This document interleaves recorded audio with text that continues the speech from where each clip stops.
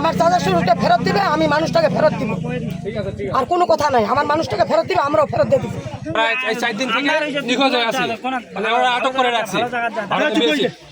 এখন ওর দিক গেছে আমার করেন যে আমার বাবা দেখতেও একটু কম পায়, কানে একটু কম, 80-85 বছর বয়স, ও তো হাঁটতে পারে না এরকম।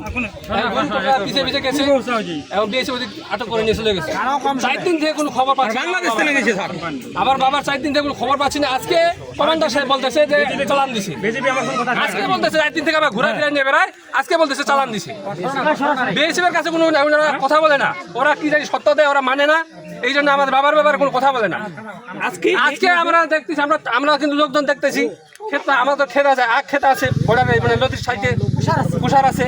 এখন মনে করেন যে ওখানে আমরা পাহারা দিয়ে আছি, দেখতেছি ওদের লোক পারে আইছে, মানে কুষার ভাঙতেছে আমাদের আখ ক্ষেত। তখন আমাদের ভাই ছিল পাহারা, ও আমাদেরকে ফোন দেয়, আমরা সবাই দৌড়ে যাই, ওনাকে আটক করি, আটক করে আমরা নিয়ে আসি। এখন বিজেপি বলতেছে আজকে চালান দিছি। এখন আমাদের দাবি আমার বাবাকে ফেরত দাও, ওদেরকে আমরা ওদেরকে ফেরত দিব।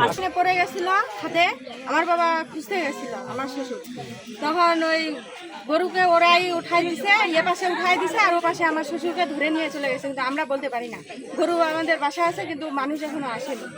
অনুমানিক 8টায় সে ভারতে গরু নিয়ে গেছিল, গরু গেছিল আগের দিনে, তারপরের দিন গরু খুঁজতে গেছে, বর্ডারের পাশে গেছিল, বিএসএফ আসে, নদীর ধারে গেছে, বিএসএফ আসে, তারা নিয়ে সে কানে শুনতে পারে না, সে হাঁটতে পারে না, সে গরুর টানে গেছিল, গরুর টানে গেছিল, গরুর টানে যাওয়ার পরে এখন ওরা নিয়ে গেছে।